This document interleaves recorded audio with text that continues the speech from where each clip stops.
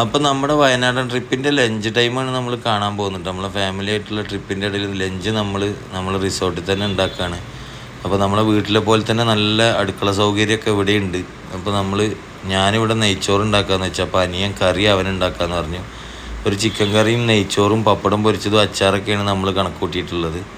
അപ്പോൾ എങ്ങനെയായാലും ഞാൻ നെയ്ച്ചോറിൻ്റെ പ്രിപ്പറേഷനിലേക്ക് കിടക്കുന്നത്. നല്ല ജീരകശാല അരി കൂട്ടിയിട്ടുള്ള ഒരു നെയ്ച്ചോറാണ് ഞാൻ ഉണ്ടാക്കുന്നത്. അപ്പോൾ അതിലേക്കുള്ള ഗ്രാമ്പു, പട്ട, ഏലക്ക, അണ്ടിപ്പരിപ്പ്, മുന്തിരിയൊക്കെ ഇട്ടിട്ട് വെള്ളം ഒഴിച്ച് തിളക്കാൻ വെച്ചു. അത് നല്ല തിളച്ച് വരുമ്പോഴേക്കും നമ്മളെ ചിക്കൻ കറി ഇവിടെ ഒരു സൈഡിൽ അനിയൻ്റെ പ്രിപ്പറേഷൻ നടക്കുന്നുണ്ടായിരുന്നു. അങ്ങനെ നമ്മുടെ നെയ്ച്ചോറിൻ്റെ അവസാന ഘട്ട പരിപാടികൾ ഇവിടെ ഇങ്ങനെ പുരോഗമിക്കുകയാണ്. തിളച്ച് വന്ന് നല്ല കറിയും തിളച്ച് തുടങ്ങിയിട്ടുണ്ട്. അപ്പോഴേക്കും നമ്മളെ നെയ്ച്ചോറ് നമുക്ക് ദമ്മിടാറായി. അപ്പോൾ അതിന് എന്ത് ചെയ്യണം, 6 kg ഇട്ടിട്ട് നമുക്ക് നന്നായിട്ട് ഒന്ന് ദം ചെയ്തെടുക്കാം.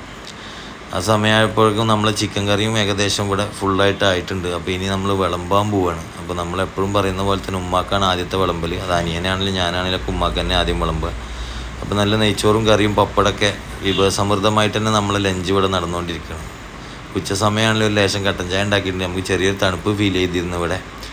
അങ്ങനെ നമ്മളെ ഭക്ഷണം ഫാമിലി ആയിട്ട് എല്ലാവരും കൂടി കഴിച്ച് മക്കളും കൊച്ചുമക്കളൊക്കെ കഴിച്ചു തുടങ്ങി. ഇനി നമുക്ക് കഴിക്കണം. അപ്പോൾ നമ്മൾ വിസ്മീൻ ചൊല്ലിയിട്ട്, അത്യാവശ്യം നല്ല ഇറച്ചിയൊക്കെ ഉണ്ട്, ക്വാണ്ടിറ്റി ഉണ്ട്.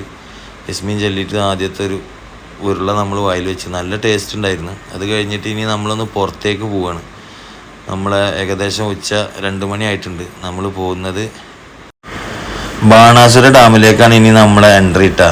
നമ്മൾ വൈകുന്നേരം സമയത്ത് ഏകദേശം 4-4:30 ആയപ്പോഴത്തേനും ബാണാസുര എത്തിയിട്ടുണ്ടായിരുന്നു. ഇത് കുത്തനെയുള്ള കയറ്റാണ്. ഫാമിലി ആയിട്ട് ഇതിൻ്റെ മേലെ കയറാൻ കുറച്ച് പ്രയാസമുണ്ട്. മോനൊന്നും തീരെ നടക്കുന്നേ ഉണ്ടായിരുന്നില്ല. അവനെ തലയിൽ വെച്ചിട്ട് വേണം നടക്കാൻ. എങ്ങനെയായാലും ഏകദേശം ഒരു 4:45 ആയപ്പോൾ നമ്മൾ താഴത്ത് എത്തിയിട്ടുണ്ടായിരുന്നു. 5 മണി വരെയാണ് ഇവിടെ ബോട്ടിംഗ് ടൈം ഉള്ളത്. അത് കഴിഞ്ഞാൽ പിന്നെ ബോട്ടിങ്ങിന് നമുക്ക് ടിക്കറ്റ് കിട്ടുന്നതല്ല. അപ്പോൾ ഏകദേശം 20 ആളുള്ള ഒരു ചെറിയ ബോട്ടാണ് നമ്മൾ എടുത്തത്. അതിന് 2300 ഇന്ത്യൻ റുപ്യ ആയിരുന്നു. അപ്പോൾ എങ്ങനെയാലും നമ്മൾ ജാക്കറ്റും കാര്യങ്ങളൊക്കെ ഇട്ടിട്ട് ബോട്ടിൽ കയറിയിട്ടുണ്ട് നമ്മൾ ഫാമിലി മൊത്തം. അതിൻ്റെ ഇടയിൽ അവിടെ ഇഷ്ടംപോലെ ചെറിയ ബോട്ടുകൾ, സ്പീഡ് ബോട്ടുകൾ നന്നായിട്ട് എൻജോയ് ചെയ്യുന്നുണ്ടായിരുന്നു. സ്പീഡ് ബോട്ട് അവൈലബിൾ ആണ് അവിടെ. സ്പീഡ് ബോട്ടാകുമ്പോൾ ഒന്നും കൂടി സ്പീഡൊക്കെ ഉഷാറാക്കിയിട്ട് ചെക്ക് ചെയ്യാനും മറിക്കാനും തിരിക്കാനൊക്കെ പറ്റും. നമുക്ക് പിന്നെ ഫാമിലി ആയതുകൊണ്ട് നമുക്ക് ആ ബോട്ട് ഉപയോഗിക്കാൻ പറ്റില്ല.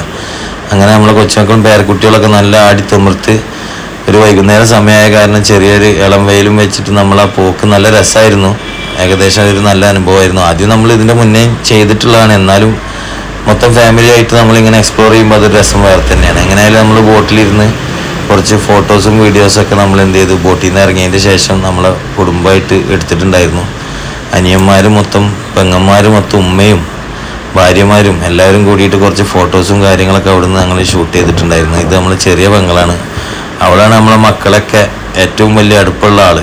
അവളെ കയ്യിലാണ് നമ്മളെ മൊത്തം ഫാമിലിയുടെ കൊച്ചുമക്കളൊക്കെ അവളെ കയ്യിലാണ് എല്ലാ സമയത്തും ഉണ്ടാവാറ്.